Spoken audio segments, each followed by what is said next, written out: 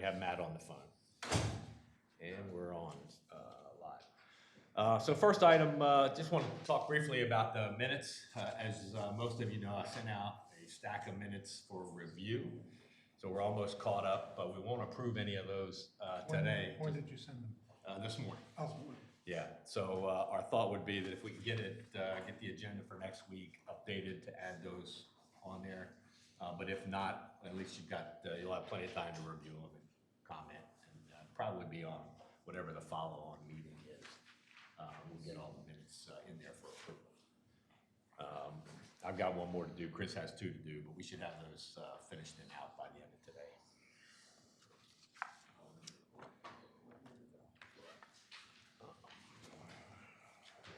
All right, so Matt, just so you know, we're just handing out some of those tables, you know, that you've incorporated into the workbook that we'll talk about.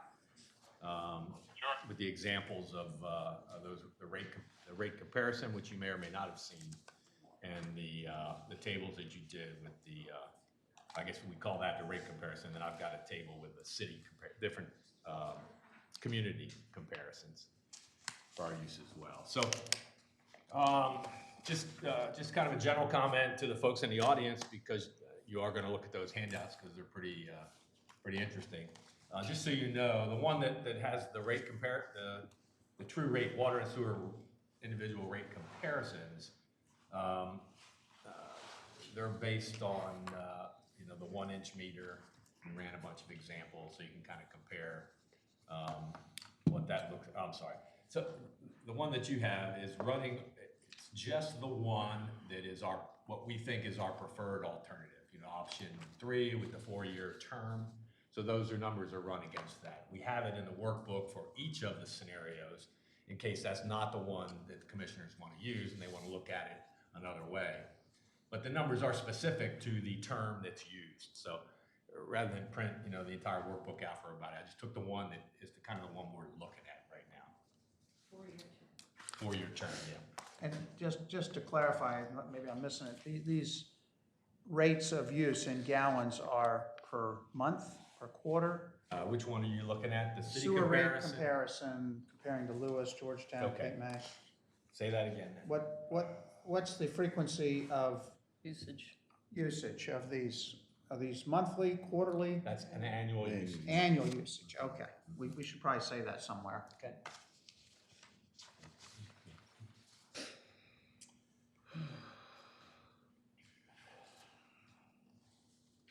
And for the audience as well, on the the water rate comparison and the sewer rate comparison, you can see we tried to fit in there the, again, 1-inch meter only.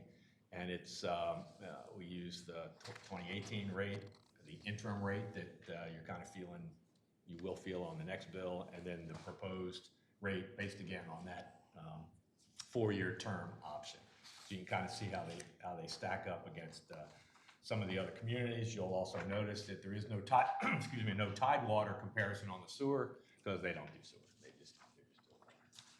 And those guys that use tidewater on the water, you know, typically get their wastewater from the county. Okay, so those are the handouts we wanted to kind of get out in front of everybody. What I'd like to do, Matt, if we could, just kind of talk through. I know you've made a couple of touch-ups, not anything major on the workbooks themselves.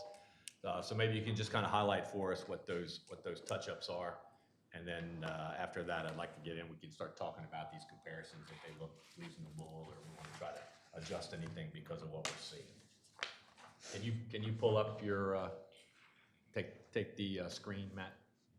Yep. Just gonna get a file up in one moment. Yeah, that water one is a killer. Might have to expand that window. Say it up. Put it up now. Yeah.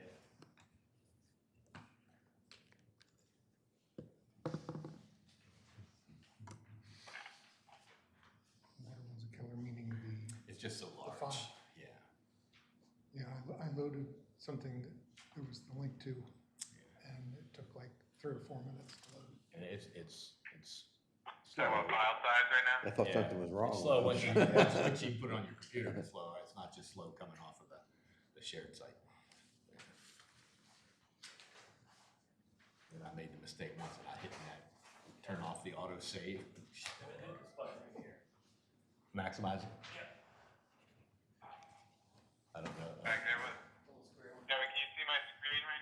Yes. Thanks. Can everybody hear Matt okay out in the audience? Yes. Okay. We're good, Matt. Okay, so Kevin has asked me to talk briefly about some changes to the workbook since we last spoke. I will do that now. The changes are relatively light, really. What we were trying to do was to incorporate, one of the objectives was to incorporate the equivalent meters methodology for calculating the ready-to-serve charge. And I have done that. So you may recall that prior to this version of the workbook, this applies to both water and wastewater. We were calculating the ready-to-serve based on a straight line calculation to determine the per bill charge based on the cost to recover and the number of bills. So it's a simple division thing that got you to the ready-to-serve. What are the costs? How many bills? That's the amount per bill. We've since discussed and the group has supported this equivalent meters methodology that allows the ready-to-serve to be calculated based on meter size rather than a straight line calculation for number of bills. So it's the same methodology that was discussed in the recent past. I've incorporated it here, but like I've done with all things that I call decision points or items up for discussion, really. I've added that to the rate setting objectives tab, which is here, which is why you see it in orange, because technically these things are configurable. What I've added here is whether the methodology would be used, yes or no. If this is set to no, then it would revert back to the prior methodology, the per bill methodology I just described, if that one was desired. But for right now, since it's a yes, this is the one that's being used. This group right here is the number of meters by size, and this is necessary in order to do the proper equivalent meters calculation. These are the numbers that are in here currently are the numbers that were provided by the city. So I've put in the latest numbers that are available, and then also the flow capacity for each of the meter sizes, again, provided by the city. We originally had in the equivalent meters methodology table or the calculation flow capacity that was dug up by looking at the AWWA M1 manual, I believe. The data source might have been a different manual, but it was from looking at AWWA, we were using their numbers that were available for maximum flow, and then the city has since updated those numbers to the ones that you see here. But again, configurable, they can be changed as necessary. So these numbers ultimately flow to the same or a similar table that was discussed with the group in the recent past in order to calculate the ready-to-serve. So initially, at least, I want you to focus on this group that I just highlighted. This table first. There are your number of meters that we saw in the other tab by size, which is listed right here. Here's the maximum flow that we just saw in the other tab, again by size. And then we get at the calculation here for equivalent meters and the percentage of the equivalent meters by meter size. Up here is the total administrative cost to recover for the fiscal year, and you can see that we have it by fiscal year going out to the right. Previously, when we looked at this, we were focused on just FY20 because it was our introduction to using this methodology. So I simply did a one-year look. But now that this methodology has gained support, we've included all the years here so that we can run the numbers for the ready-to-serve for every year that we're looking at in the analysis. So that's why you see Matt- it going out to the right, and you can see when you look at this number and then this number, that they change because the administrative costs have changed in the given year based on all the other factors we've talked about in the past. Matt, can I ask a question? Roger here. Sure, go ahead. Are we looking at total administrative costs? This is just sewer right now, or sewer and water?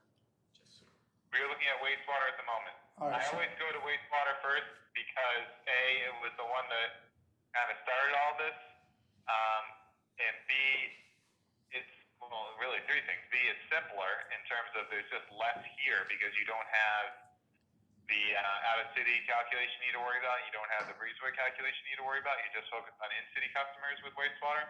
And then also, as was just discussed by the group a moment ago, the wastewater workbook is substantially smaller in size than the water one, and that can pose issues with the computer being able to handle that. It can handle it, it's just everything's slower and sometimes it hangs. So in terms of presentation, I thought it made sense to show you this. But if you were to look at the water workbook, you would see the same setup. Okay, that's helpful.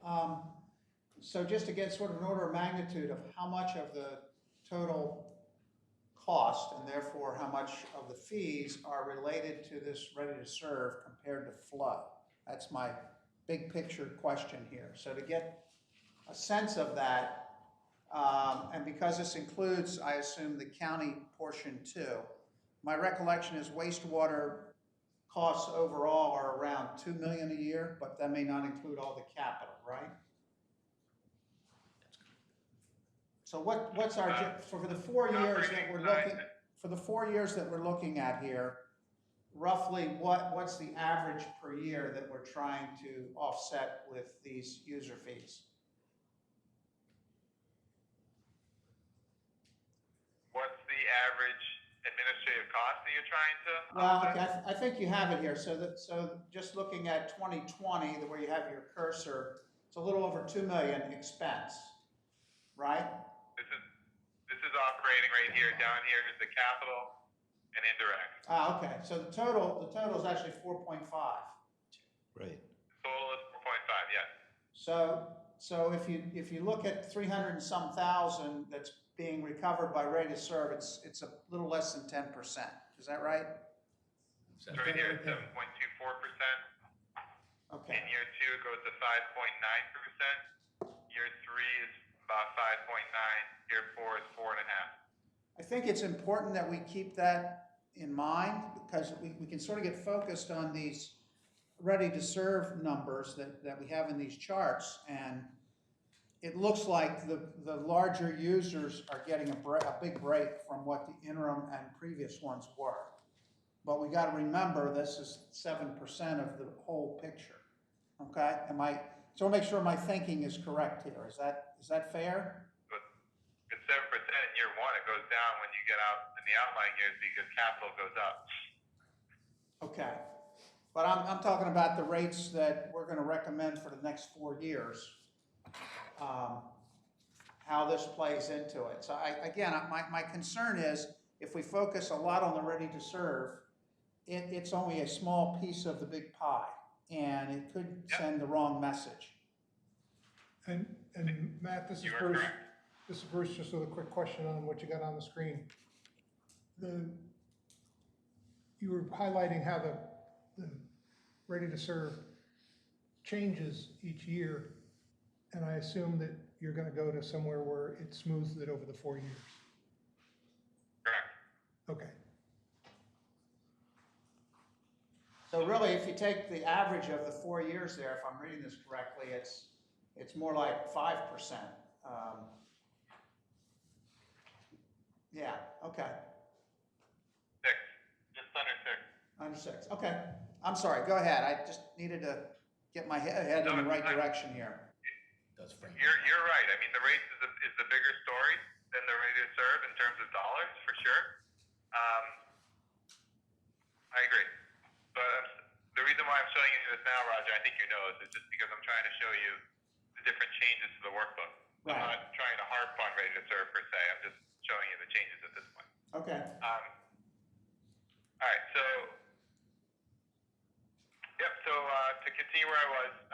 So we're getting at this row right here, which is the cost per equivalent meter, which gets assigned as a yearly cost to the 1-inch meters, because that's our starting point for the equivalent meters.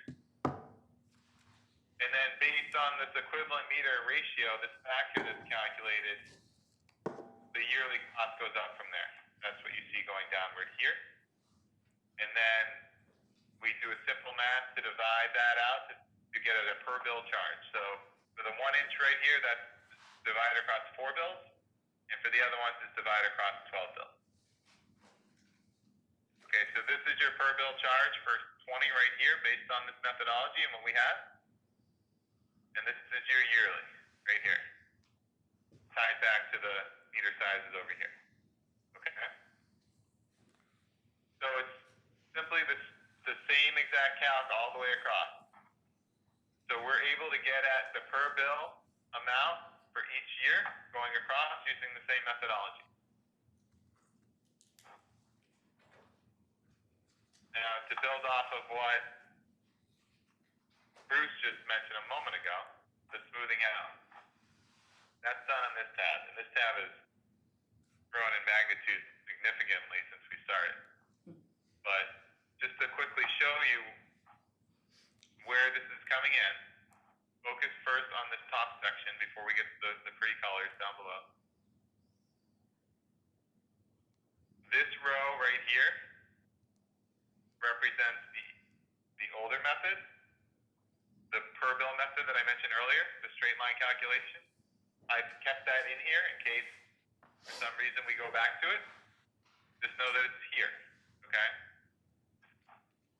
Here, this group here is your new way, based on meter size right here. These are the numbers I just showed you on the other tab.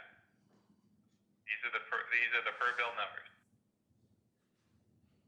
Okay? And to do the smoothing out, simply just added the same group here and use the same methodology as before. Option 1 is 2 years, which is highlighted in similar colors here. Option 2 is 3 years, highlighted in similar colors here. You'll see that they're the same for those 3 years, and then they change in year 4. Option 3 is 4 years. I'm highlighting the wrong row, this one. And then again, it changes the next year. And option 4 is 6. Oh, this doesn't look right. My color's off, but the numbers are the same. I gotta fix that.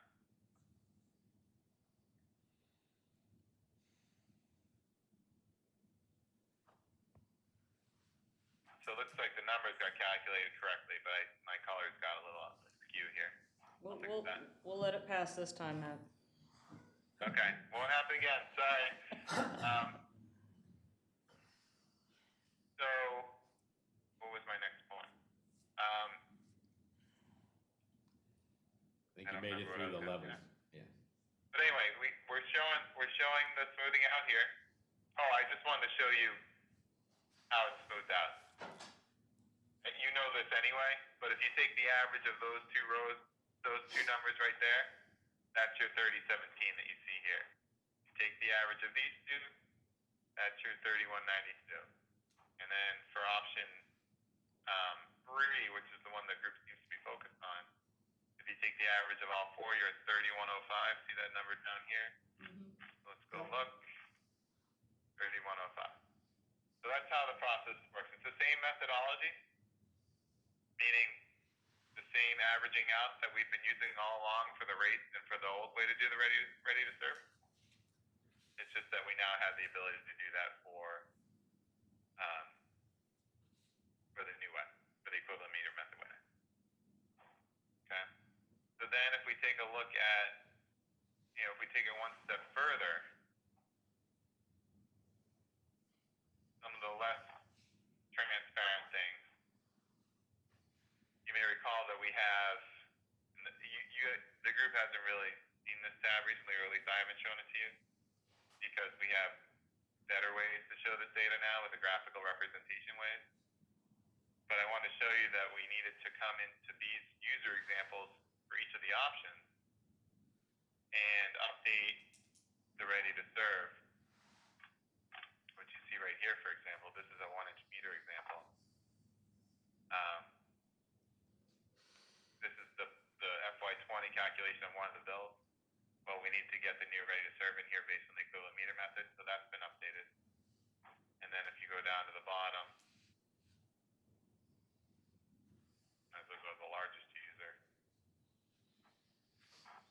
this is your heaviest user. You guys know what it is off the top of your head. There's the updated ready to serve based on the equivalent meter method. Okay. So I think prior with the old way, it was the same bill. It was the same amount as the other example I just showed you up above. Same ready to serve. Well, now it's different. These guys are paying more on a per bill basis based on the equivalent meter method. So the reason why the tab is so big, the workbook is so big, is because we have this tab at the back, which basically calculates all the bills for all the accounts, for all of the options. And now the formulas have gotten pretty complicated because we have multiple possibilities. You know, I've given you the flexibility with this workbook to really, tweak it however you wanted. You can set it ready to serve with the per bill way. You can set it equivalent meter way. You can take it out completely. You can do a min on the usage. So I wanted to allow that flexibility so that this tab has to account for all that. So the formulas have gotten pretty complicated when you use heavy formulas. That really bumps up the size of the Excel workbook. And then if you're doing it across thousands of accounts over multiple years, over multiple options, you're really growing the size of that. So even the wastewater workbook has gotten pretty large for that reason. I think it's up around 10 meg now, whereas water is over 30, and that's borderline unusable. So having this data is good. If it made sense, we could take this tab out because it would lighten the load a lot.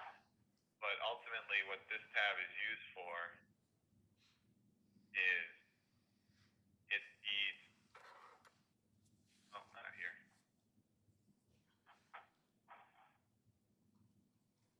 It feeds kind of a macro look at user groups and what dollar range they fall into. Well, we had to do this calculation for each of the options. That's why we have all that other data. This is something that's been in here for a while. I just wanted to show that we had updated as well.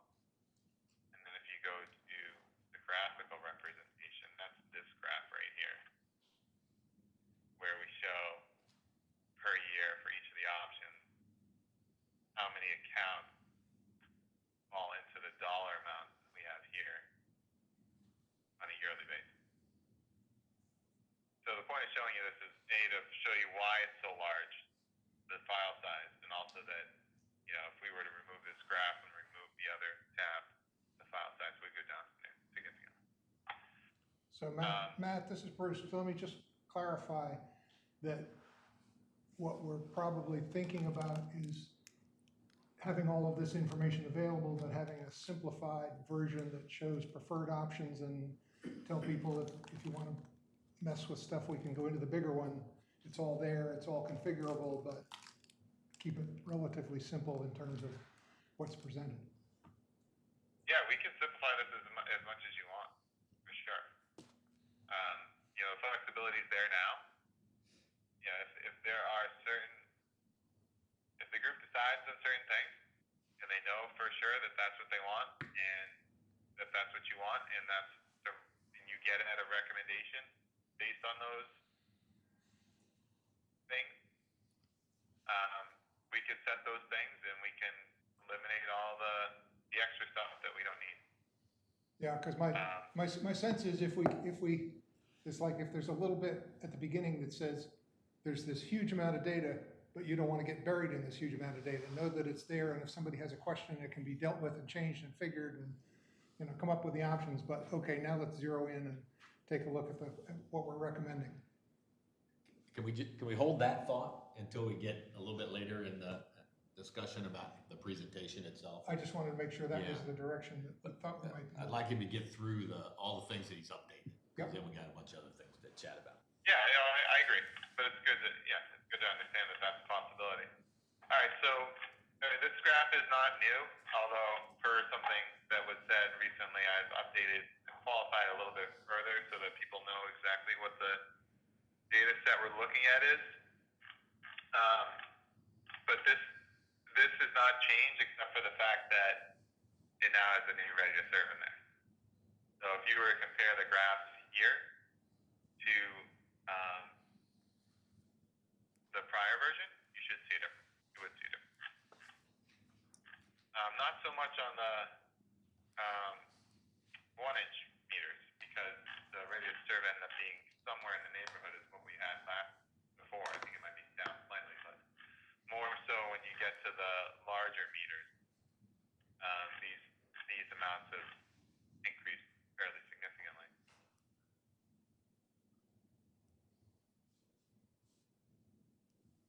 So I'm still supposed to show you new stuff. Okay, so that's not new. Let me show you the one last thing that I want to show you today. This was something we talked about last meeting. How Matt, could you show Great. show the 4-year option, because that's what we have here for a handout. So the folks in the audience, we're all looking at kind of the same thing as you described it, because the numbers are different on each term. Yeah, I just put it up. Gotcha. So, yeah, I realized that if there was a schedule that the city wanted to update, or, you know, maybe for presentation purposes, not even really a schedule, just have a table available, we could simply have the workbook put these numbers in there, such that if anything were to change, then these numbers would change as well. And we've done that. So what you're looking at here is rates and ready to serve charges that are calculated in the workbook, and this tab links to those calculations. This So, is, like this I is just said, if you were sewer. to change anything, you would see this tab update. Yeah. Okay? So that means that it's removed the possibility or the necessity that the city maintains a separate table with every time a change is made.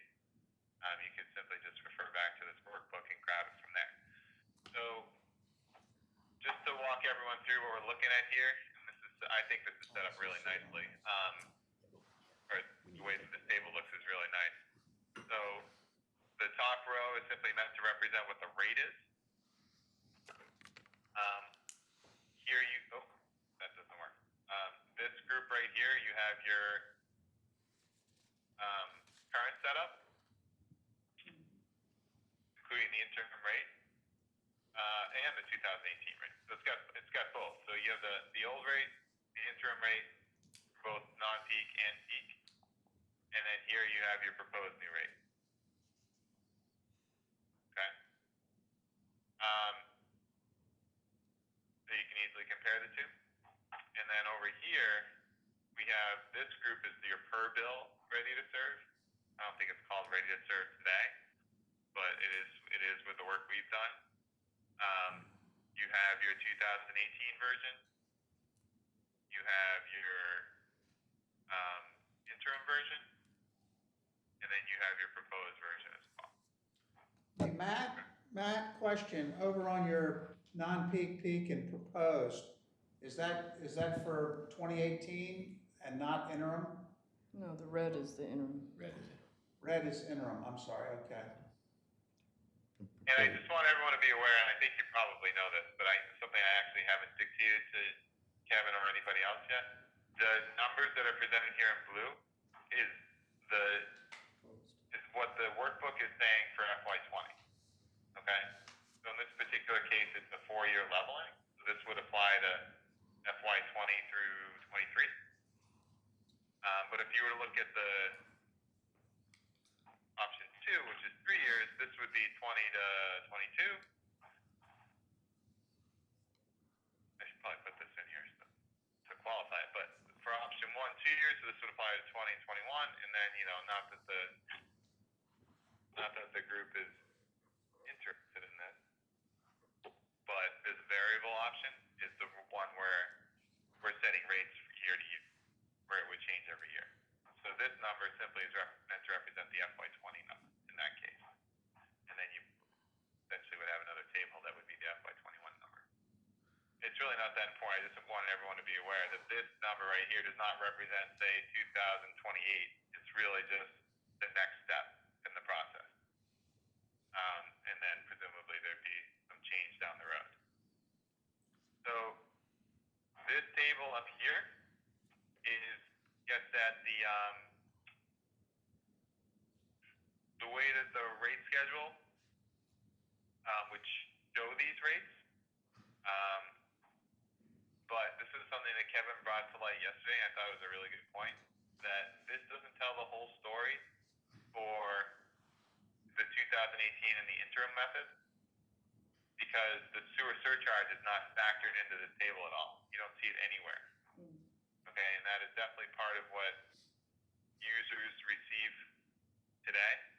The sewer surcharge is 50% of sewer charges on the bill.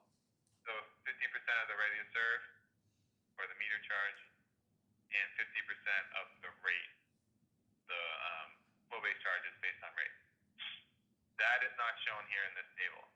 So Kevin basically was saying that it's not an apples-to-apples comparison, and I agree. So when you look at these numbers and you compare it to this, these numbers don't factor in the surcharge.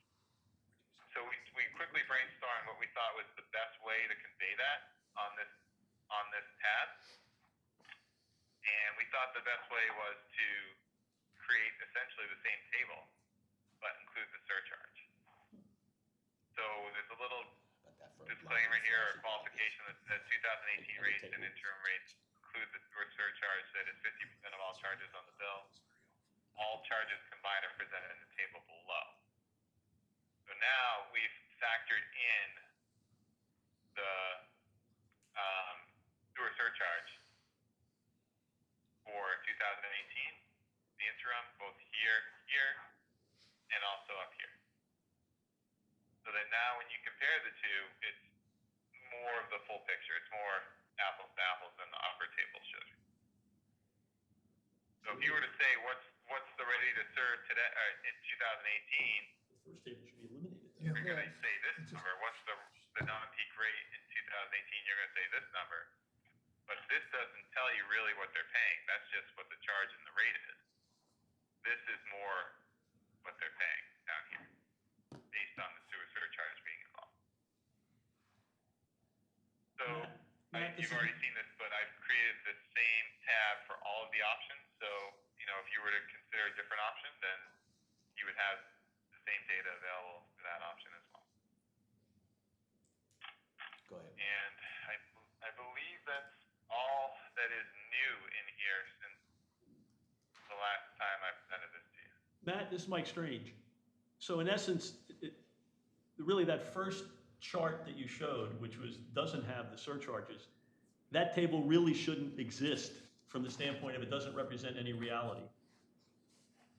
So in terms of presentation, that should just be eliminated. Agreed. I agree in terms of presentation, you probably shouldn't show it, unless you show both together.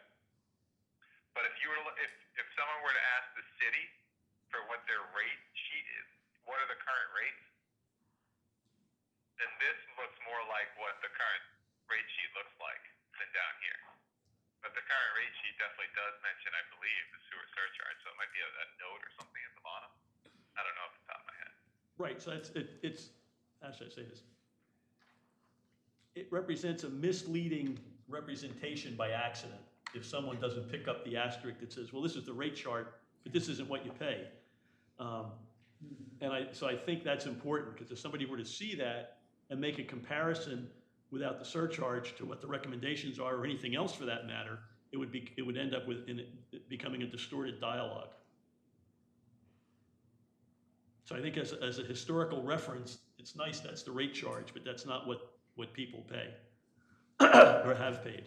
Danger is it wouldn't even be a dialogue because it would start off in such a bad place. Right, that's right. That's exactly right. Well, I would rather not lose the We'd be data. run out of town. So, as Oh, we no, go don't to- lose it, just, To present, we Yeah. would not want necessarily to present that. right, Right, we right. would present the. That doesn't represent reality.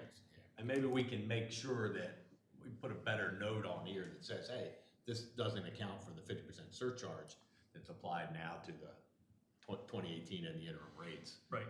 Just maybe a larger note. Right, yeah, right at the top. It would Does not be not. our intent to kind of show that. Yeah.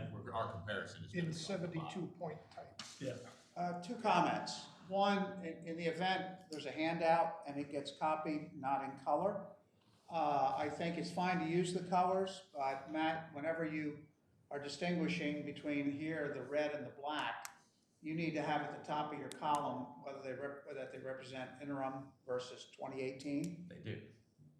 They do there, but not in the last set of columns, under non-peak, peak, There's proposed not. rates.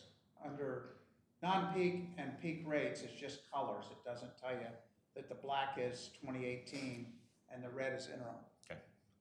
A more significant point from my perspective, if you can scroll up to the bottom chart, since that's going to likely be the one we'll focus on. For presentation purposes, and this goes back to my earlier comment, you know, the eye automatically goes to the differential between the 2018 interim and proposed. And you see, for example, under the class code 65, a huge reduction in cost. And you see, over the interim, for example, went from 19,000 to 1,800. And the initial impression somebody gets is, oh my gosh, the big user's getting a huge break here. What obviously is not shown by this chart, and could therefore, this chart could be pretty misleading, is just you barely have these up in the upper right corner, what the change is in the, on the flow. So there's no relationship here to the ultimate cost. So either you need to separate this out into a chart that just says this is only ready to serve, and this is only 5 or 6% of the total bill, or we're going to be constantly dealing with the question I just raised, because that's the first thing that your eye sees, is the big users are getting a huge reduction. Does that make sense to anybody else? You see what I'm saying? Yeah. Oh, yeah, you're going from 19,000 to 1,800. Yeah. That's pretty And what you don't see in this chart is, well, what are the larger people being charged based on flow, which is really 94% of the total charge. So this, to me, this is a little misleading. In fact, it's a lot misleading to the total picture. Okay. My comment would be that we can't take any one of these in isolation. So we have to paint the picture. Right. And this is gonna be one in a series of things that leads us, I hope, to those graphs. Because the graphs then can show you the total overall impact on because it includes everything. I just wouldn't lead with this, because this sets the wrong impression for what's really happening. This should be a subset after you show the total cost. You should have a total cost that shows ready to serve plus the flow for different categories. Then you could drill down to this, or maybe you don't even need this after that. Well, yeah, if you want to show the differential just on ready to serve. right. That's my thought. Right, I think it's a very good point, because that would logically progress so that people have a basis. So when they then see this, to your point, if it's the second or third part of it, it starts to make more rational sense, because previously, although as a resident, I would look at that and go, holy crap, what's happening? It's because previous structure didn't have a rationality per se compared to what we're doing now. And it was what it was, and people paid it. But now we're putting it together so it's rational from beginning to end. Yeah, but I think Roger's point's right on, because if you start off the meeting and that's the first thing you talk about, your meeting will either go on all day. Degenerate, yeah. You'll never get past it, so. I don't know that anybody's saying we're gonna start with that slide. But No, I agree, but if you it's look at that in isolation, people are gonna scream going, ah, but you can't look at my position would be, you can't look at any of these in isolation. You just can't. We have to paint the picture in a series that lays it out so people can understand it. Otherwise, you're gonna cram so much information onto one thing that it's not gonna mean anything. Yeah.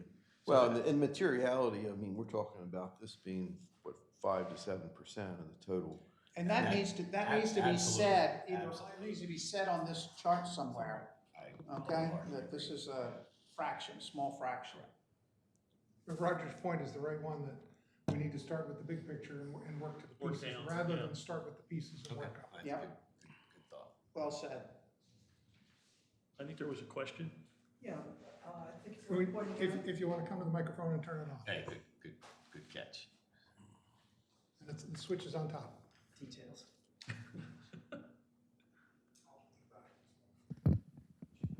Does that do it? Once it's in, yes. Got it. That is karaoke night. It's not changing angle. I'll stand up. I'll note that the rate, ready to serve goes up for the 1-inch customers, goes down for everybody else.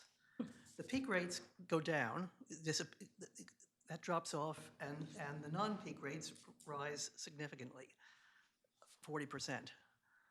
So most of the people in the room are going to be people whose meter cost has gone up a little bit.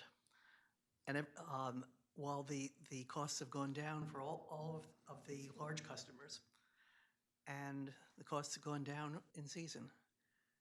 And there Are are you no comparing incentives to for the interim conserve. rate, or are you comparing Comparing to the interim rate, or are you fully comparing loaded. to the 2018 rate? No, comparing to the fully loaded, the 1452. Yeah, I would just say that be careful comparing it to the interim rate, because that was a percentage that lumped to everything.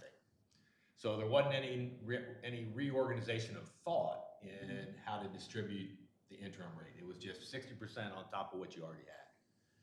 Yes, So okay. if you want to look at kind of the impact, and if anybody was a winner or a loser, I would suggest we go back to the 2018 Okay, fair and enough. compare to that. Good, I'll have that, thanks. Yeah. I think Wynn just made our point. Because, this is a small piece of the big picture. But it plays into what, The total the picture, right. distributional effects. Right. But we need to look at the big picture Right. to see what the real percent changes are. Right. But again, what Roger's point was earlier in the meeting, when we were going through the workbook, was this represents 7.3% of the overall expenses, or then 5 point whatever percent. This isn't the whole. Not The for whole- the small user. No. The ready to serve addresses all administrative costs. All administrative costs, and back in the tab that Matt was showing us, gets to about 7.2% of the overall cost for wastewater. So we're dividing up the 7% of the overall cost in just this ready to serve picture. That's the thing to keep in perspective. We still have 93% of the costs that have to be distributed with the rate structure. Right, and one of the things that came up during several meetings when we were looking at the few large meters that there are, and to your point, where the average resident would say, well, wait a minute, why did it drop so dramatically compared to previous structure? And this one is, and it was discussed at, and I'll use the Henlopen, I think, is a 4-inch meter, correct? It's actually a 6. And there's 120 residences there. We only have to read that meter once. With residential, we have to read 120 meters. And so that's where you then get into the administrative load balance. And so the argument can be, well, in the past, why was it so high? So this is not just based on the flow capability, the maximum throughput. No. That's a separate component where we looked at the literature from the standpoint of the American Wastewater Association in terms of meter sizes and how that affects part of the ready to serve. But the administrative load is such that, again, the Henlopen as a good example, or anyone similarly situated, is 120 residences that you read once, and there's only one person you have to talk to from the administration within the government, whereas if it was 120 residences, you have 120 people to talk to, 120 meters to read, 120 different locations. And so it keeps getting up and up and up. 120 bills to send. And 120 Yeah. bills versus one. Yeah, we only sent one bill. Yeah, so you try to balance all that out in terms of the administrative load. And so that's why you see such a dramatic change. Why was it that way before? I mean, I'll say this it's rather capricious to say, well, because they really get away with it, the city. But now if we're taking a totally rational approach and balanced approach to all of it, that happens to be one that changes. Because there's no justification for what it was. Well, I think what they were doing, if you look at the number of units, say, in one of the condominiums and divide it into that number, it's still a little higher than your individual single-family rate. But, you know, it kind of helps a little bit in putting things in perspective, you know, but there's an argument that can never stop, you know, there, because you've got a 2-bedroom condo versus a Right, single-family but dwelling. so let's circle back to, the first thing we were trying to accomplish just right now is to show us the changes that were made in the workbook. That was the only point of that exercise, okay?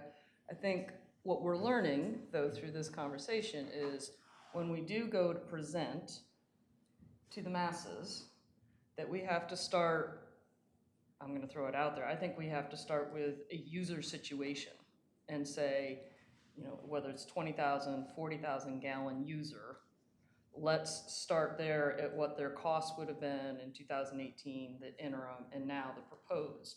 And then from there, and I think, Roger, this is exactly what you were saying, you gotta start, or you gotta start at the high, and then we gotta say, well, what's making up these costs? And that's when we gotta peel back the onion and say, all right, well, 7% of these costs is the ready-to-serve cost. And then this is where this chart comes into play. 93% of these costs is really based on the usage, and that's where this is coming into play. This is where that $13.99 comes into play that says, hey, if I use 20,000 gallons, I'm gonna be charged $13.99, but if I use 40,000, I'm gonna be charged $13.99, and guess what? I'm gonna pay more if I use more. And that's the story that I think we've got to get better at Right. in being able to talk to the masses. This exercise here was only to say what changed in the workbook and what resources do we have, not necessarily intended to be the story and how to present the changes to. Point is, though, you lead with the 93%, not the 7. Or And I one think little he's- footnote on what you said, which was well said, is I would suggest you do the big picture first, the whole charge, then you go to volume, you go to flow. This is third. This is the tail of the dog. Agreed. Yep.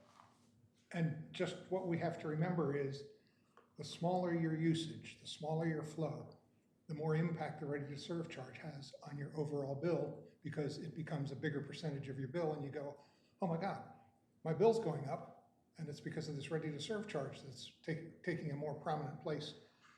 As your flow goes up, the ready-to-serve charge is inconsequential. It's about a half what the average cable bill is for television. I mean, We're not tackling cable here, okay? But I mean, you gotta put He's it got in all those perspective. premium channels on. I think I got 300 a month, not. Well, some people do have 100 that, you know, and I guess, you know, talking water, that's, and sewer, that's So, more essential. so what's the exercise? So we've gone through what the changes are. What's the Yeah. exercise that we need to tackle next? Okay, so you're done with the updates, Matt? Yes. Yes, that's Okay, correct. all right, so what I'd like to do is, next for me was to look at both of those tables. We just did the sewer, kind of look at the water and say, hey, does anything jump out at you as being unreasonable? Because I think this is, for lack of it, this is a very easy way to compare what it was and what it is. Right, but again, And we're see still if there's looking- anything that jumps out as unfair. But we're still looking at the ready-to-serve, which is the smaller percentage of the overall picture. Correct. No, Yeah. this is drilling down to each individual item on a rate sheet, because that'll get posted somewhere on the web that says, here's what your rates are gonna be. So the catch was, look, does anything not make sense in all that?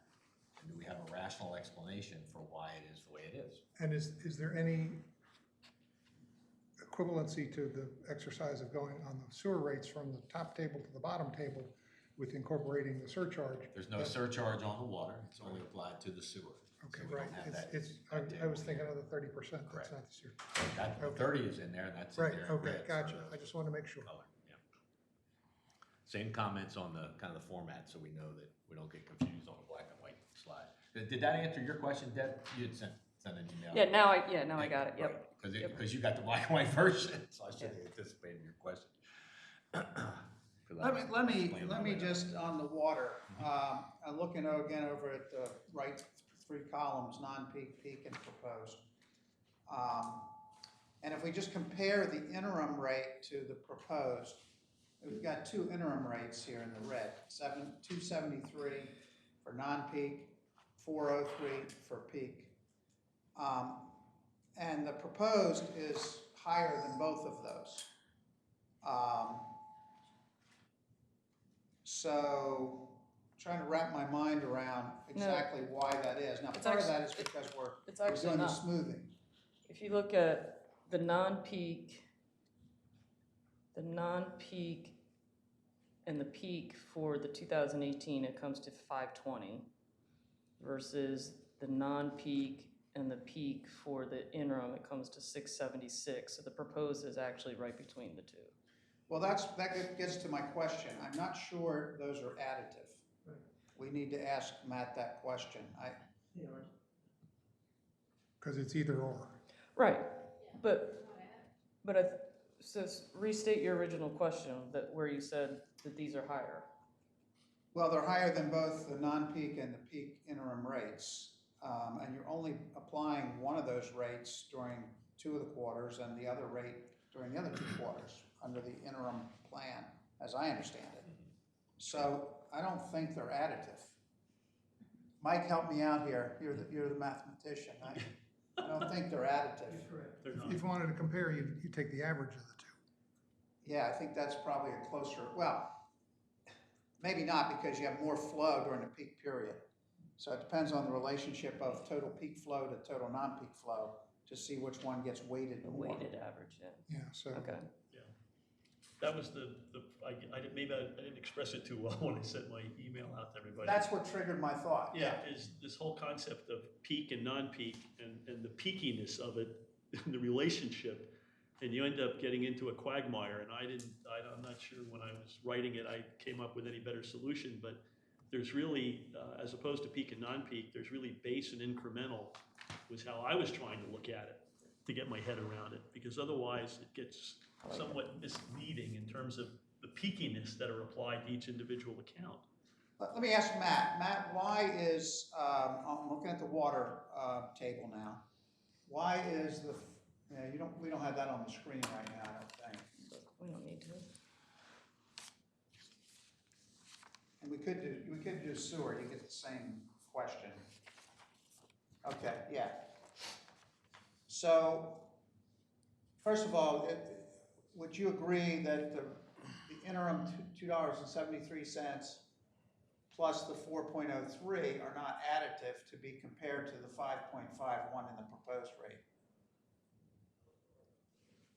Yeah, I don't feel like it's truly apples to apples. Right, so you'd have to have let's say 75% of your total flow occurs during your peak and 25% is non-peak. It seems to me to sort of have an apples and apples, you'd have to take 75% times the 4.03 and 25% times the 2.73 weighted to come up with sort of what the overall annual would be. In any event, more importantly, and so that number is going to be somewhere maybe around 375. So the question is, why has it gone in the interim from 375 to 551 in the proposed? Is that because of the 4-year smoothing? Or is there something else going on here?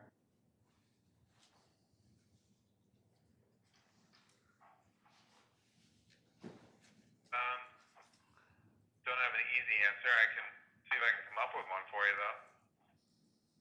Let me take a look at something. While you're doing that, am I off base here with the No. question? No?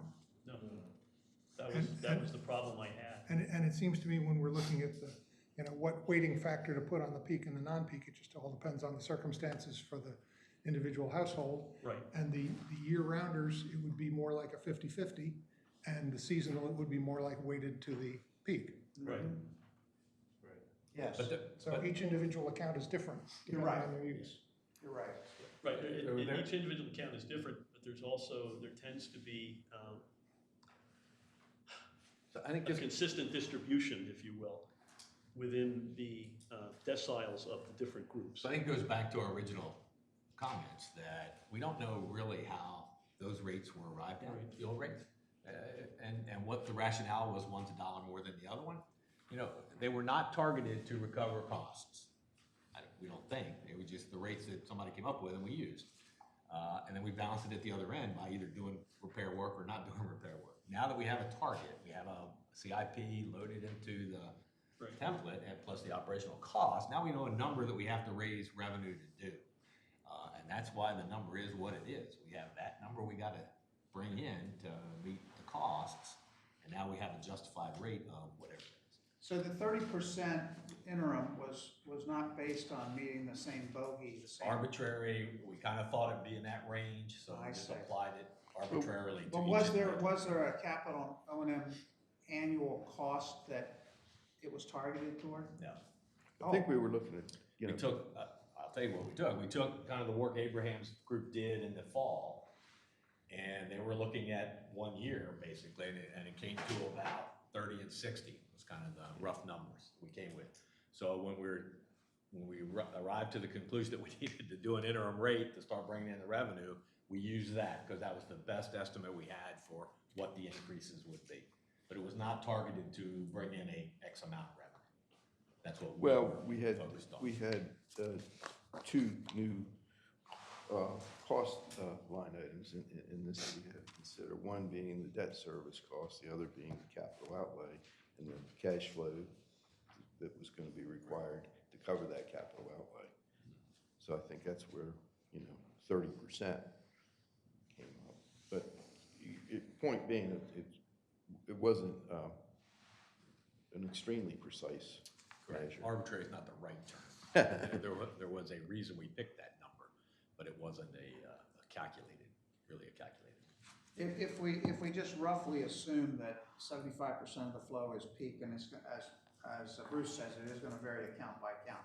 But in the aggregate, let's just assume it's 75% of the flow during the peak, and I think Matt had some numbers in his write-up that are more precise than that. I'm just using this as hypothetical. And 25% non-peak. If we look at water and the interim rates, and you weight it in that way, you're probably gonna be around 350 to 360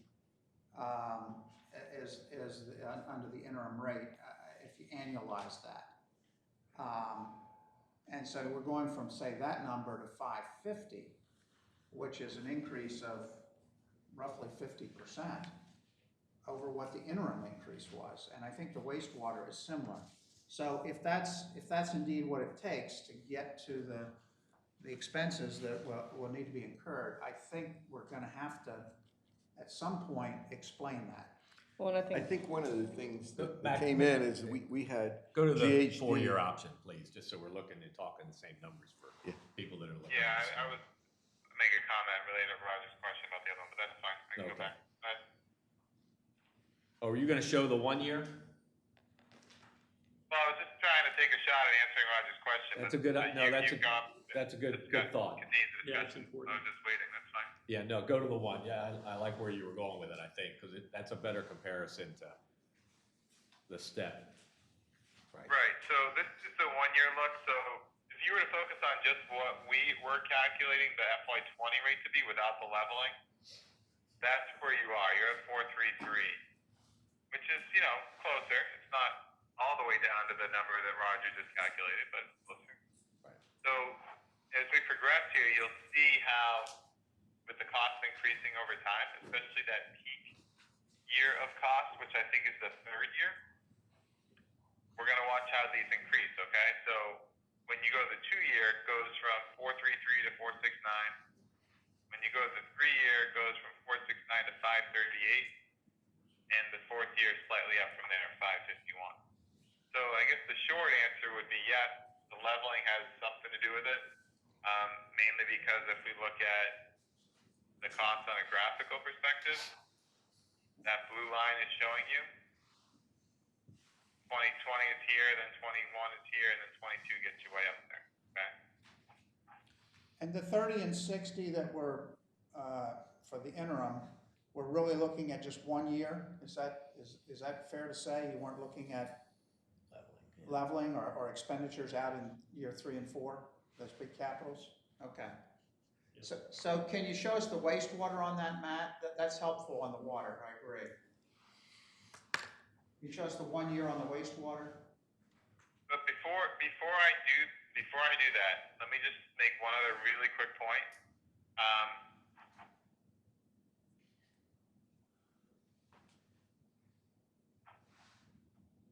So there's a lot of numbers here. I understand that there are a lot of numbers here.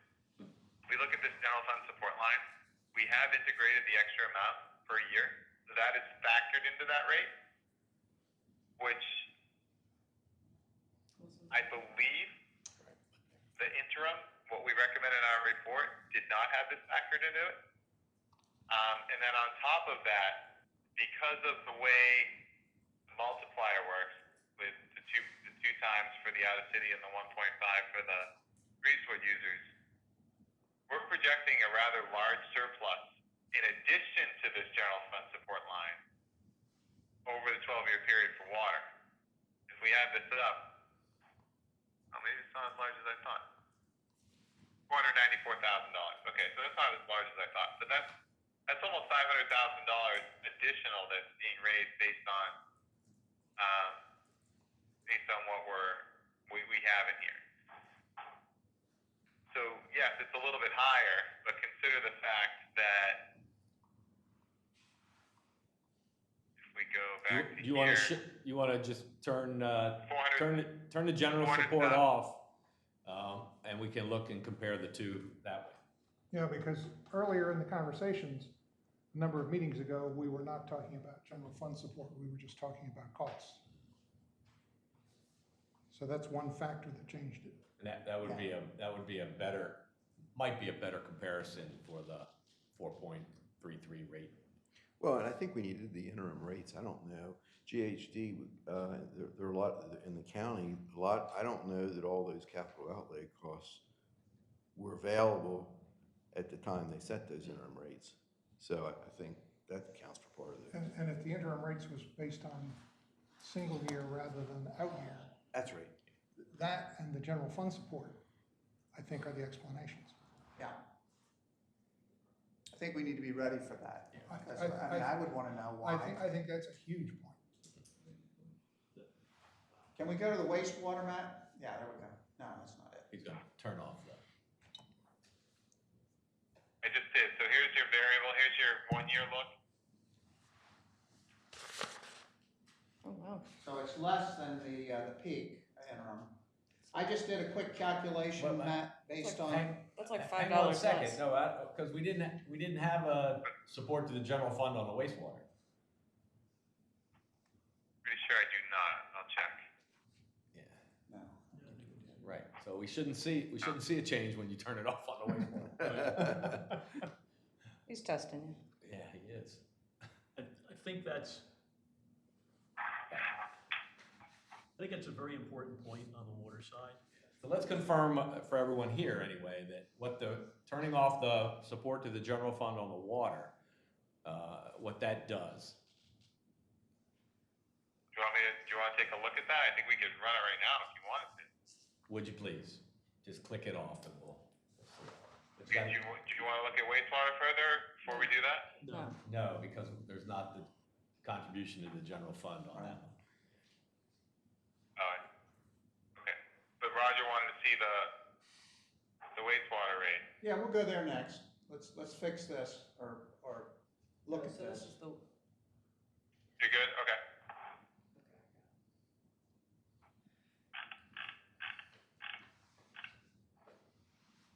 So you want me to just zero this out? Or you want to do a different amount? Just turn it off. Zero it out, same thing.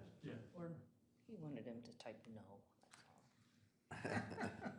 You guys are killing me. That's why Alright, so now we see that it's gone. Yep. And I'll go to the rate table. Yeah.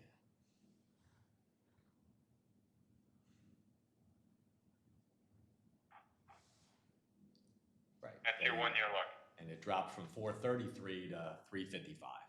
Big difference. And that looks to be what we would think, if you, very Yeah, it's in between. reasonable number between the other two. And I just looked at weighting. Now this is on the wastewater, but I think water is similar. The peak is about 75% of the wastewater flow based on the numbers that Matt had in his description here versus the non-peak. So 75% occurs during those 2 quarters.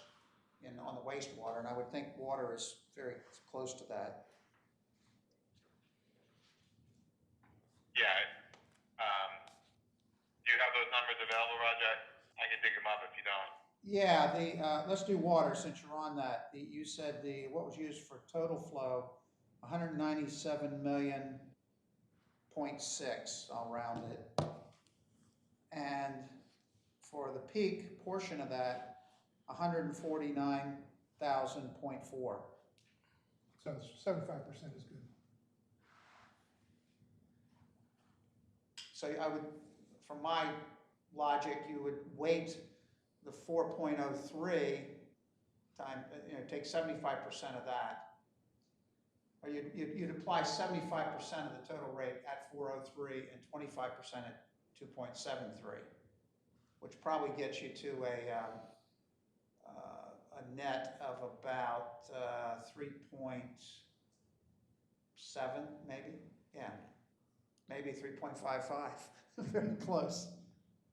Well, you can rate it for use. You probably would get to 3.55 because this is 1 year, right? Okay, so if we didn't change any of the expenditures for the coming year.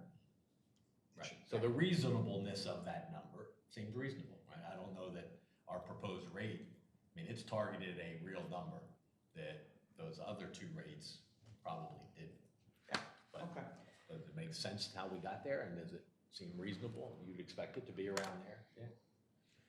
So at some point in the presentation or the executive summary, there needs to be a couple bullet points to say the reason, It goes in our FAQ. the recommended rate is higher is for these two factors. One, that we're accounting for 4 years, so we don't have to come back every year, and there's not this precipitous change in year 3 or whatever it is. And secondly, we have the general fund support. That's our current terminology, I think, right? Yeah, that's a good term, I like that. Subsidy is a bad terminology. With that in We're gonna mind, change it in one of them, I forgot to change the wastewater, well, I'll get that to you. No, it doesn't matter, I mean, I think everybody understands what it is, so. with that in mind, with regard to the general fund support, and that was one of the things that I don't want to say concerned me, but I had not an issue with, but the distribution of the whole peak and non-peak issue, and we addressed that by going with a consistent level, is that general fund support is extremely important for what I would call the resident population, whether you're a property owner, you live here full-time, or you don't live here full-time.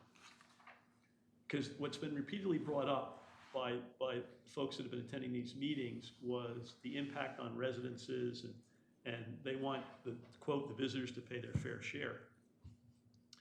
Is that what we've done with regard to flow is to come up with a fair and equitable approach across the board. But I'm wondering if in the area of that general support, if that number should be bigger than it is, and the reason for that. There you go, Bert. Did you put him up to this? No, I generated it in the other note. I liked it though. The reason I bring that up is that is the one area with water usage, and this is where I didn't have enough time to do all the research I wanted, although it's out there, is usage of water in a community can be directly correlated to a whole series of services that are provided by that community. And the consumption of that water reflects the services that are needed. So you have a good positive correlation. Now, in our case, we have a very significant incremental load that comes within our city by water usage. I'm not using the term peak and non-peak. We have base flow, which is the consumption, and then we have this gigantic incremental flow that occurs for a period of several months. When you look at other cities around the nation, the nature of that peak varies by virtue of the locality where it exists and the time of the year and everything else. However, we know it occurs here. We also know we provide city services that are needed to meet that, quote, incremental load. And by providing that through a general services contribution, that would allow the city to address that incremental demand by virtue of usage, because there's a correlation there, as opposed to the need to raising taxes, which is based on the value of a property, and it's a regressive tax as opposed to a use tax or a use fee. And I think it makes more sense for all the community members, particularly for property owners, residents and property owners, that if that fee is increased a little bit more, it represents a better balance of this philosophical concept that used to be peak and non-peak. And so I think, although I'm not sure we should change it here, perhaps I think that could be in the form of a well-structured recommendation, that I think it should be higher than the current number that we're using, which is just a number that we used. And it has some basis for it, but with the changing nature of the water sewer bill structure and not being part of the sewer structure, I think the numbers should be higher. And I think that would in fact be a much more fair and equitable approach. Whether the number should be 400, 500, 800, a million, that I can't address. Well, I just want to say one thing. Are we saying that, you know, I kind of like the idea or the justification. We're saying the subsidy, or support that we're building into the wastewater is a way for us to build in sort of a peak and non-peak rate into the general fund itself. In essence, yes. But I think what's crucial is, and this is where I had wanted to do more research, and I've got the initial stuff done, but because of my health issues, I couldn't go further, is the very high correlation between water usage and consumption and city services activities, not just Rehoboth, I'm talking around the country. And that's what's really important, so that it allows you to have a rational basis for doing something, not just an arbitrary that says, well, we'll take it out of the general fund via taxes. This shows that the usage is related to the influx and the activity that is going on. And that's the reason I was... I don't disagree with you, Mike, but I think in the interest of transparency, which I think is real important for this group, we need to make it clear that that impacts out-of-city users also. And so that cuts a little against your, now, legally, depending on what the agreements say, we may have that ability to do it. But but that part of that money is being generated by out-of-city customers, I believe, because the rates you're setting, and then the factors that are used, you know, for North Shores, Breezewood, and the county. So to me, that's a policy decision for the, Well, no, I'm agreeing with you. for the commissioners, number one, and number two, it's something that the agreements and maybe the city solicitor needs to be comfortable with. Okay. So you're not buying complaints from somebody on the outside. And I think the other point is the whole concept of supporting the general fund is not foreign. All governments do it. I mean, City of Milford has an electric department, and the number that I got, I was wrong in the number that initially stated. I said it was $1.5 million contributed to the general funds of the town and City of Milford from their electric profits. Mm-hmm. It's $2.5 million a year that they're putting in there. Yep. So our $400,000 is pretty. It's pretty peanuts, small. yeah. So they asked us to come up with a recommended number. So is 400 the number we as a committee want to recommend? Well, there's an we've obviously reflected and based on concrete analysis have changed some things where in the past they were done a different way. I mean, 400,000 was a number that I think evolved. And was it used as a placeholder, or that really? I did prepare an 11-year history of what the contributions have been, and actually, 400 is on the conservative side. But I think that's. I mean, we could recommend a higher number, but I think this is one thing. I think maybe an elected official should have the major input in. Right. I'm not comfortable with us delving deep into this one because to me, again, as a resident, I'm thinking this is kind of a slush fund. And I would want there to be some type of oversight. I'd want to make sure there's oversight over how it gets used. Is this money that's being gathered only going to be used for either for the water purposes? Is it only going to be used for wastewater? Or is it something that then can get moved Goes into the out? general fund, General gets fund. used for Right. any. Well, Right, this is, that's my point. So, but you know how much has been contributed over the last 11 years? Bert, $7 million. okay, I'm just saying I'm not comfortable with Well, us going down this path. That's all. my point, as opposed to the concept of a slush fund. It funds city operations, and if city operations are, the main vehicle for funding operations is taxes. And taxes are not based on usage. So if you have things that are based on usage, that allows a much greater correlation with what's actually occurring. And by having it based on usage, it reflects the fact that we have impacts on the city that occur from non-residents, visitors, whatever it may be. And there's a great correlation with water and other services. So all I was saying was that we have a baseline practice. And I agree with Roger. I'm not recommending that we start setting policy, but I'm saying I think it behooves us to state and to say, since there is such a high correlation, and that's what's important. It means you get to your point, as opposed to slush, you can say X occurs here, Y occurs here, and it's due to this. And that's fine. I guess for this conversation, I'd rather have this say there is now a vehicle in place That's fine. Yeah. that if our elected officials feel that this is the appropriate avenue to go down, then they now have a vehicle in place where they can grow the size of the general fund. Mm-hmm.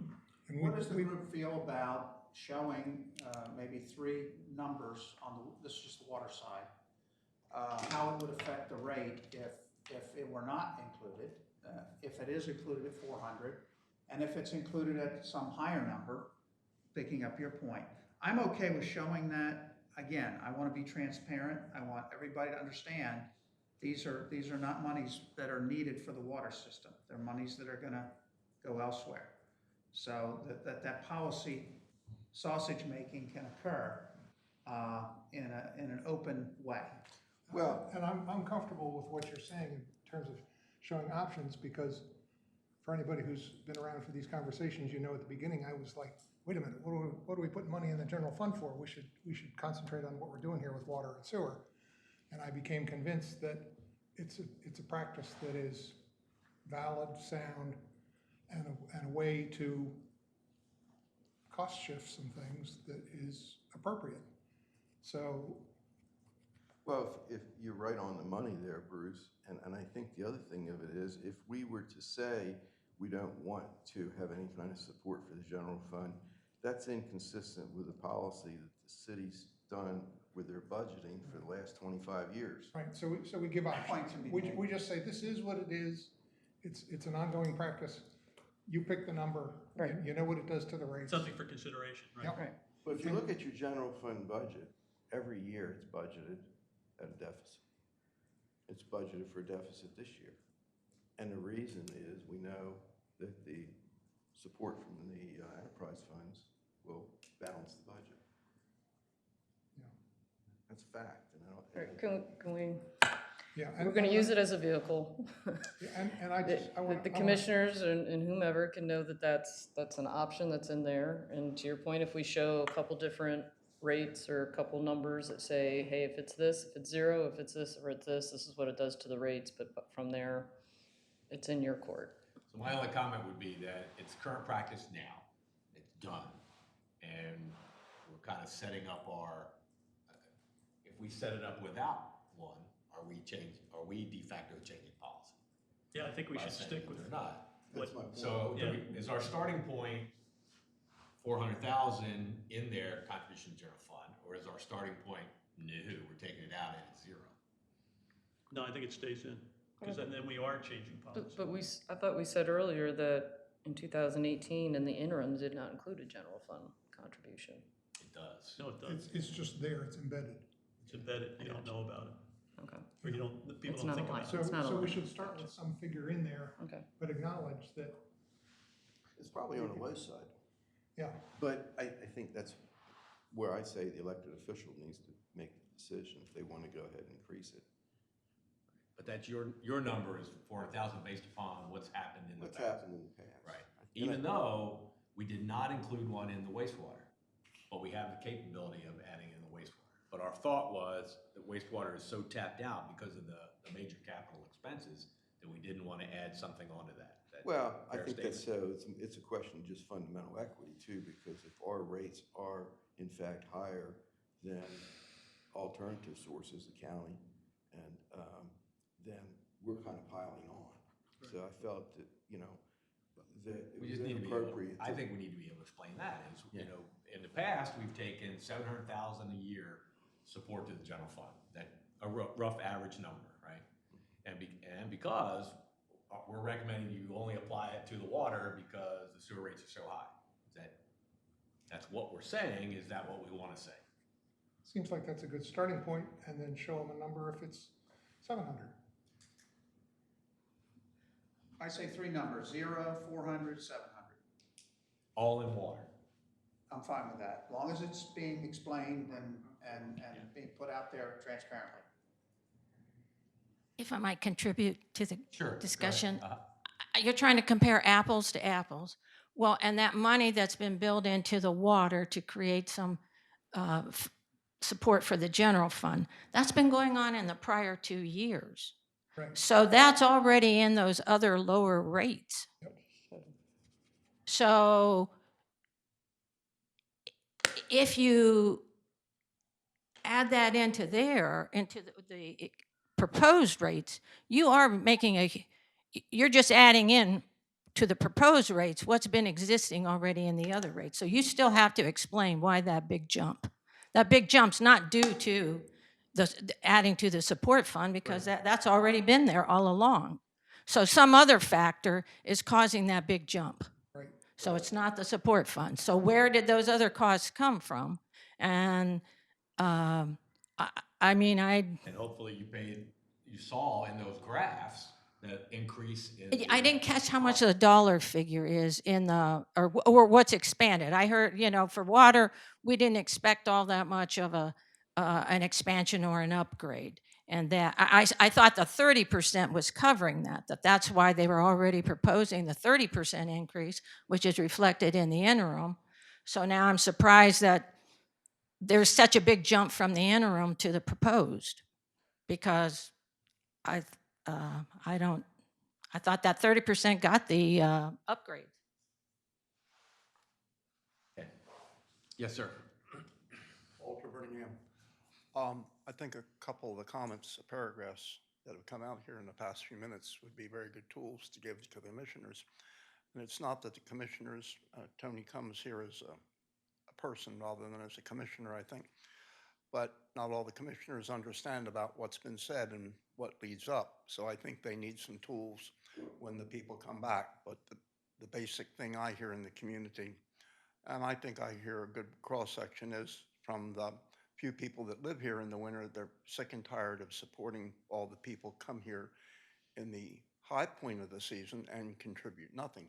Water is the only variable that we have, and that is proportional, whether it be for restaurants or other people, that if they use 5 times as much water, they don't contribute 5 times business licenses or anything else. So it should be a factor that this is a way of proportionately attributing costs to the people that are visiting here. And I want to pick up on that point for a minute, because as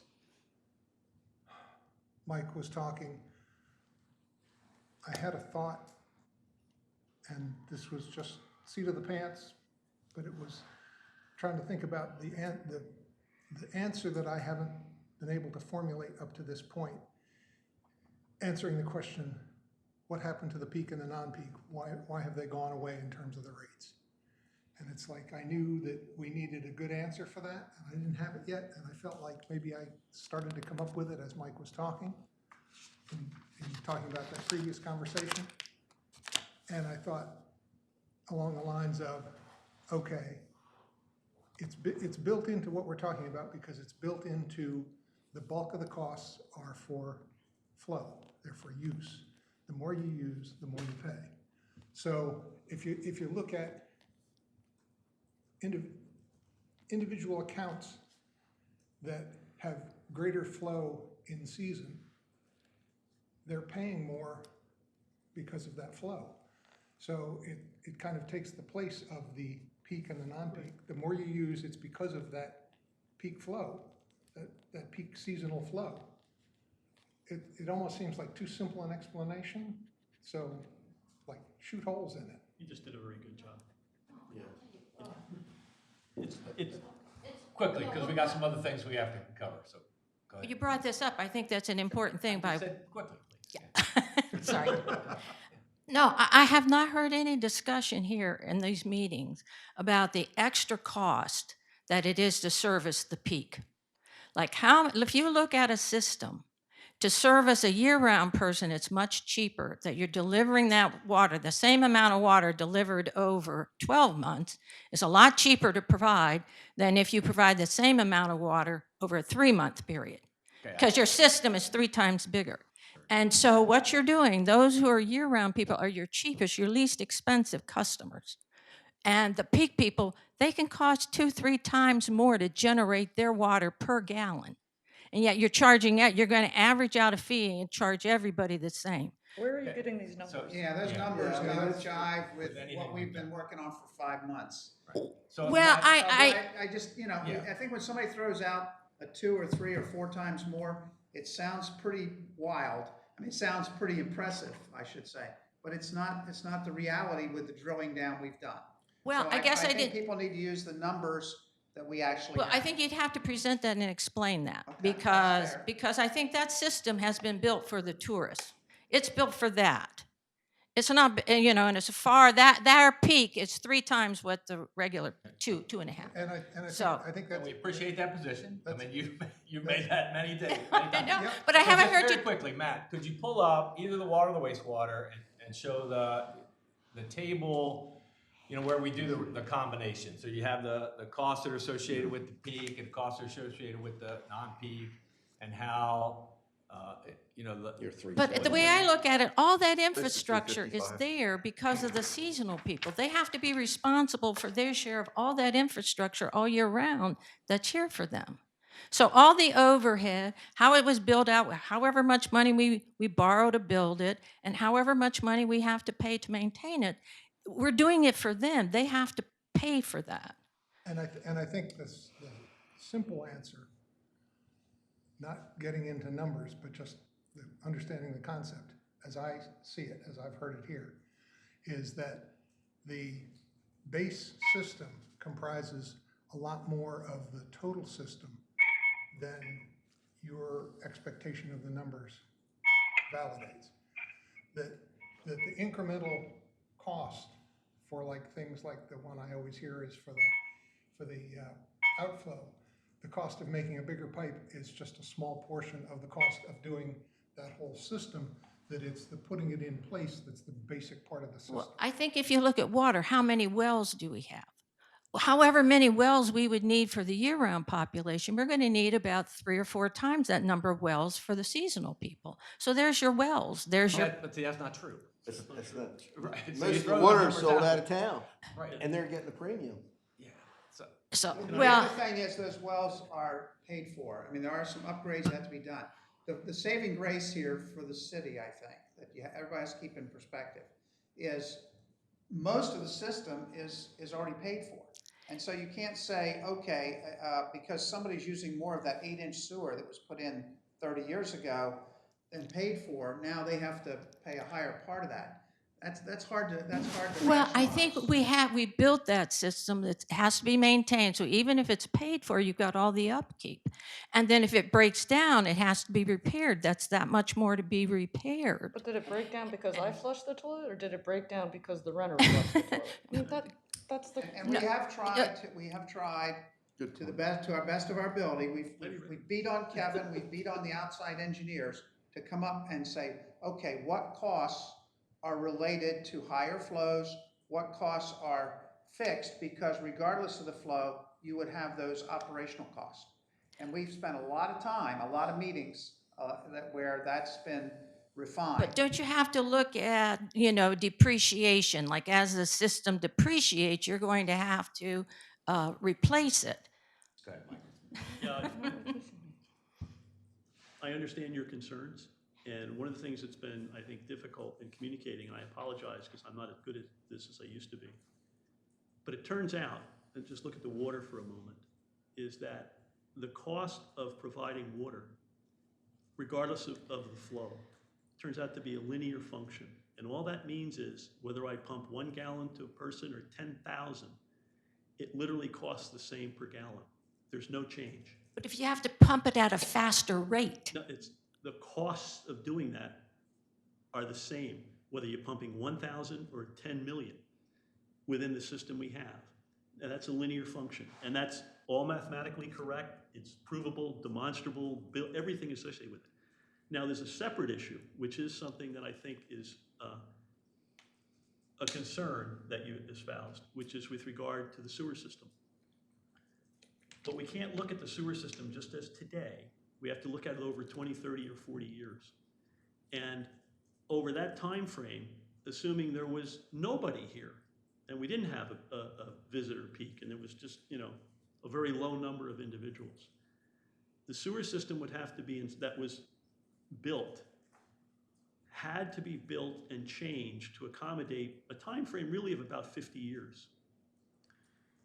And we had to change the current structure, which went to the outfall, because we couldn't continue to do what we were doing in the inland bays.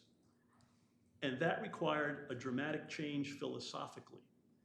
In the old days, we had, and this goes back even before my time, we had primary treatment, then we went to secondary treatment. Now we have almost tertiary treatment. That would have had to have been done whether or not we had any influx of visitors here. But if you're going to do that because you had to do it because of environmental reasons, you need to do it in a way that results in a quality of the effluent that doesn't degrade our environment. And so that investment was a hell of a lot of investment. But that investment would have had to been done, and I honestly can't tell you the number. It would have had to been 80% of what we currently did, or 90, but it still would have occurred even if we didn't have all the additional flow that we're having. but I Now- think, Mike, I think I know where you're going with this. Okay. But we did that upgrade because we're serving all the tourists, because of all of their. No. We had to do it. It's their, it's, did not. we're all in this together. They're all part of the customers.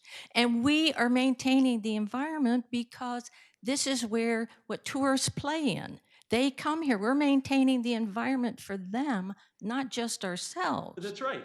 And so that is fair to expect that the visitors also pay for the They're cost gonna of it. pay based on the usage. And that's where that comes into play. Because even if there had been no visitors, there still would have been a requirement. And then to- you're- Yes, and I continue- think we would have come together with other people to bear the cost. So it's not, That's y- something that's a policy issue that we. right. we And so always-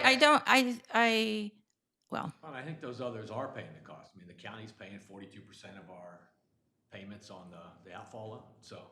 right, but I don't, well, Okay, I don't we follow do- all we- the analogies. We do need to move forward. Well, So, I'd like to make yeah, go ahead. one Bert. statement. If you took the facilities that we have now, the water plant, and said, okay, well, we built it 25% smaller, or 30% smaller than what we have right now, I would bet you that the individual bill, and we sent all the tourists away and said it's just us left to pay for it, we'd have higher bills. Absolutely. Because they'd be spread among fewer people. That's right. Historically, how it's all come together. The one point, I'm sorry, Pardon me? your name? Donna. Don, the one point that Donna made that I don't think we've talked about, and I'm not saying we change anything, but the question may come up, and that was the term depreciation. I don't think we've included that in our analysis. I'm not saying that that's typical in rate structures. But at some point, 40, 50 years, at some point, things have to be replaced.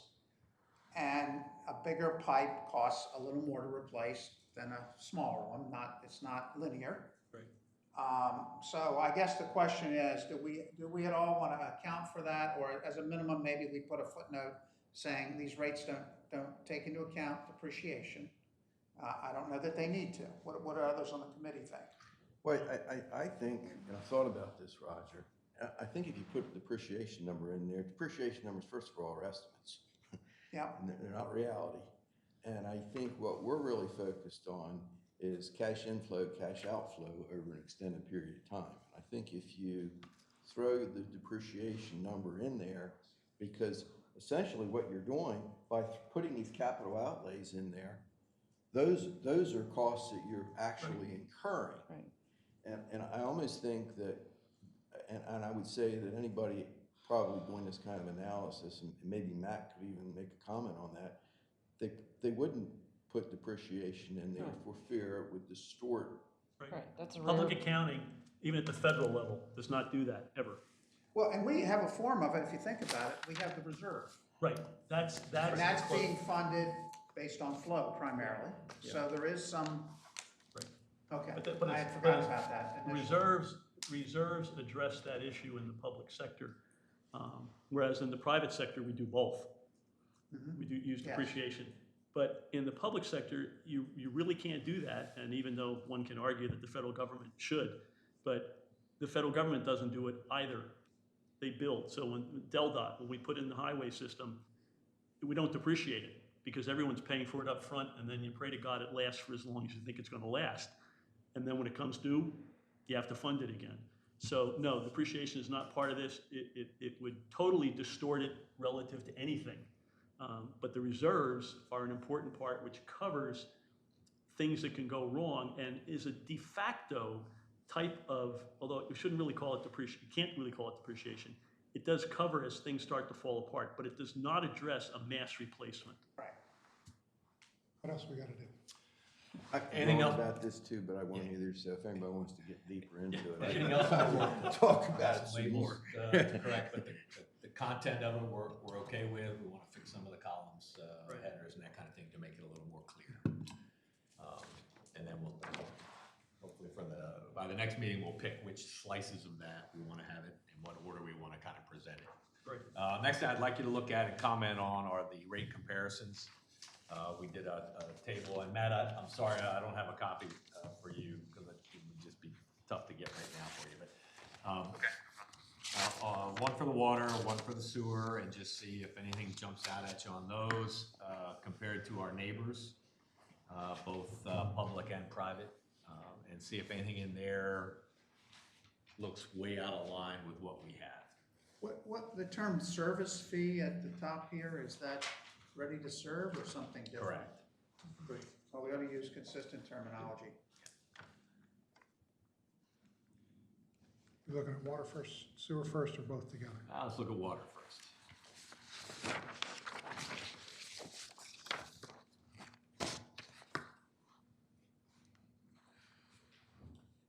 And just as a reminder, the sort of the typical year-round resident is gonna use, did we say around 40,000? Yep. Is that?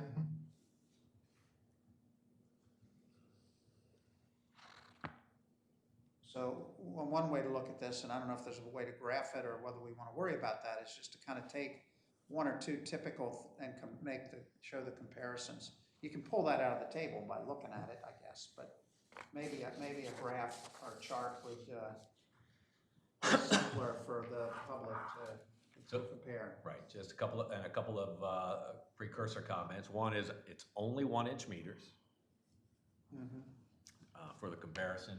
You can see several of the other communities, in fact, none of the other communities had a peak, non-peak rate structure. I picked, obviously Lewis, our neighbor to the north, Cape May, kind of another beach kind of resort. Georgetown, just because it's our county seat, and another neighbor that's nearby inland. And then Tidewater, who services a lot of our same footprint or adjacent to our current footprint. So I guess, is that enough? Are there different communities we ought to compare? So to Bert's earlier point, or made several times over these meetings, that the Tidewater for 40,000 is $750 roughly, and our proposed rate for 40,000 is $262. So I think that's a useful comparison to make. Well, and you might even look at the out-of-town piece, Roger. Our proposed rate is $525 for 40,000 gallons. So, which is about $225 cheaper than if they were buying it from Tidewater. So, Just another comment on the note at the top, you know, because we did have a peak, non-peak, I used 2/3 of that flow amount in the peak period and 1/3 of that flow amount in the non-peak period. Because obviously, it would change. You might want to switch that to 75-25 based on the number of mats using. Right. Or I mean, it might be 76-24, but you know, that write-up he did? Yeah. When you run the 75, numbers, it's 25. closer to 75, yeah. Okay, so we'll go. And you can bet that Tidewater depreciates. Yeah, and makes some profit. Yeah. This is very helpful. Again, what do others think about showing this in a bar graph or some other chart? Absolutely. I think picking, you know, some These are typical, maybe the relevant, 40,000. relevant communities. Yeah. I mean, anything else we ought to do or not do? Do we have anything on Ocean City as an example? Because that's another sort of similar on a larger scale. I'll look. I think Okay. I have their rate book. Okay.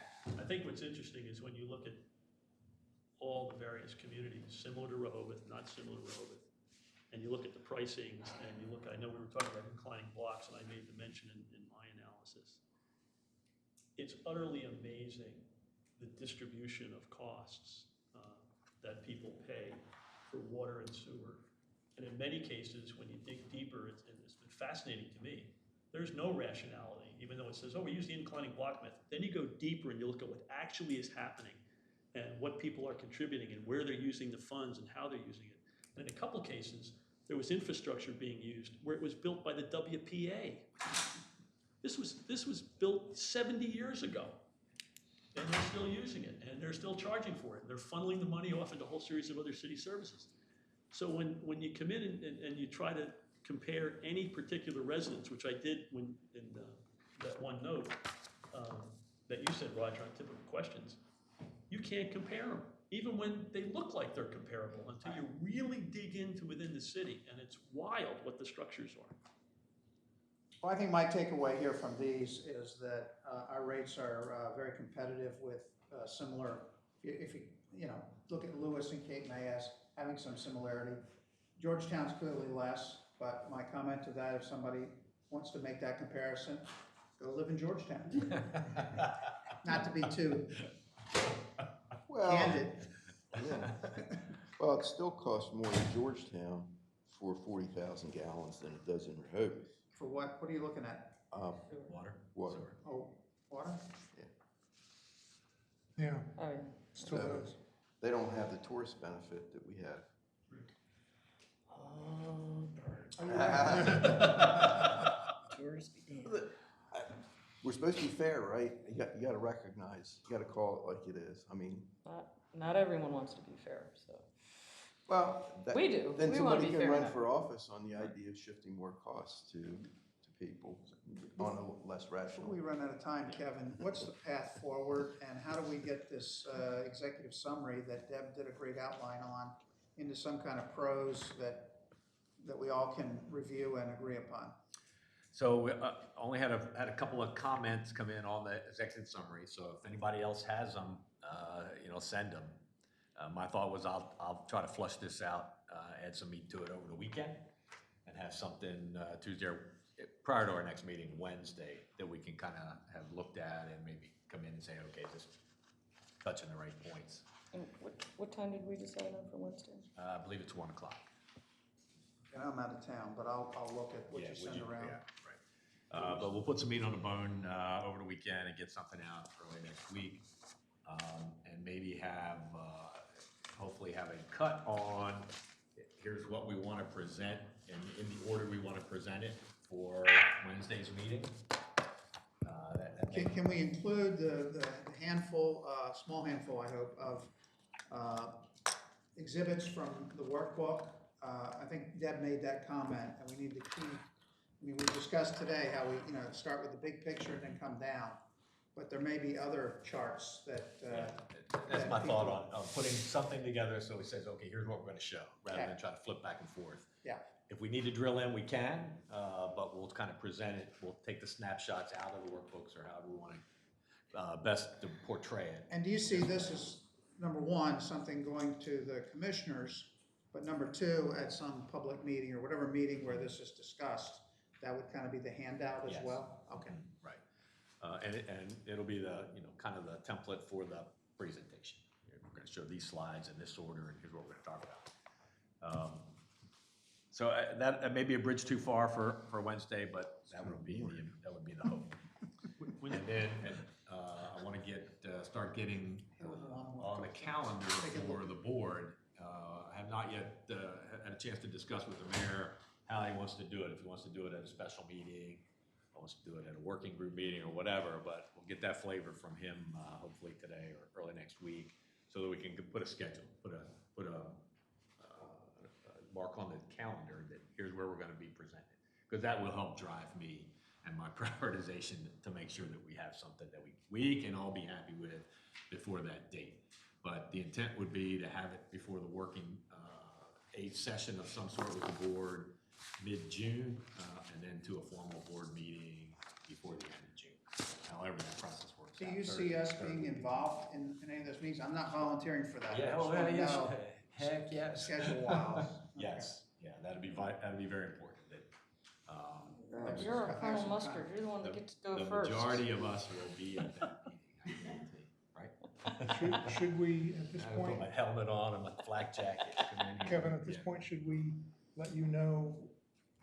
I'll send something out on What our availability. availability or lack of availability? Yeah, I wanna talk to the mayor first to For- kind of get but- his feel for. But even just how to for go. June, in When's our next terms of meeting? what might. One on Wednesday, 1 o'clock, a week from today. Oh, no, today's. Week from- Today's Friday. Today's- see, you must be retired. No, it's Tuesday, it's Belgium. The next meeting next Wednesday? Wednesday at 1. Wednesday at 1 o'clock, The next, this coming? coming Wednesday, after the holiday. Okay. Okay, so we talked exit summary, we showed the maps. Any other discussion on Mike's memo? I think you kind of touched on. Yeah, the Are only we thing is, okay? I made one comment on, there was one line, in fact, let me read it, because I realized, I was thinking about something else, and my comment was wrong. Oh, on the conclusion, and our recommendation, my recommendation still stands, but Okay. I commented, it said the recommended rates seek to fairly apportion costs associated with peak flows to those users responsible for the expenses incurred during the peak periods. And I made a comment, I said, I stated, I don't think this is actually correct. I was thinking about something else, and I disregard that comment. Okay. But again, it goes back to this idea of peak, and I think there needs to be a different term utilized, because that, I like the base and incremental. yeah, that's what I was, based on incremental flow, to try to get the dialogue differently. So I needed to say that and correct that statement. Yeah, good. That's Okay. good. And I would ask everyone to kind of relook, the kind of the summary of that Matt put together several weeks ago and sent to everyone. Relook that, because in that he talks to, the definitions of the fixed, non-fixed, and how we used them, which is even more important. Right, And he does talk to them in terms of base flow and incremental flow, and just see if that's, if that captures the thought well enough that, that's a paragraph in our report, and is that adequate to address kind of that confusion everyone has had? I thought it's pretty with good. it? I think if you Yeah. can insert that in Right. whatever you're fleshing out. We Right. might tweak it a little, but Right. it looked pretty good. Okay, all right, so we'll do that. Okay. And then just finally for Matt, or maybe I'll talk to you offline about what product we would like from you, if anything. I think there is a product we want to have from you, but we can chat offline about And that. Any other questions from the table before we go to the one comments? quick question. Yeah. You- From the table first, yeah, and then we'll come to. You said maps. I see water map. Do you have a sewer map? Yeah, you have one there. No? I just have water. Oh, come on, you got one. Yes, there is a sewer map. And as I mentioned, we're fleshing out colors and scales and. Thank you, thank you. Yeah, anybody wants You a got sewer an extra, map? yeah, let's see that, yeah. But again, it's not presentation ready yet, Flushing. but you can kind of see, we're flushing the the flush. sewer. Yes, ma'am, Yeah. Are all these documents and spreadsheets on the portal, they are. and they'll get updated for things we? Correct. What we've done today, now, the caveat is, I'm not sure who can do that for us, because Ann's away the rest of this week. I think Chris can. We will try to get today's latest version added to the portal. Okay. Could I get a figure for what the gallons per day is in and around 4th of July versus what it is, say, June 15th, and what it is in January? Water, sewer, with, I suspect they're pretty close to the same. Well, I take a water meter number, or a water volume number for the in-city accounts. We can pull that for you. can you? Okay, because We used to, picturing, with every hotel full, with every rental house rented, and then how many people come in from the neighboring area and further, we have to be able to service that flow. And that number, on a per-day basis, is how how we've structured everything. And when we're talking about the average in our highest peak quarter, that doesn't tell us, that. right.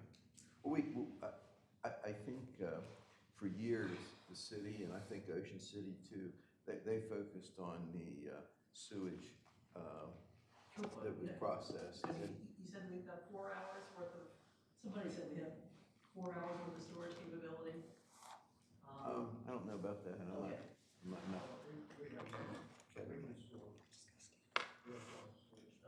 Okay, but it was 4th of July, may not be. Yeah. As long as we're treating.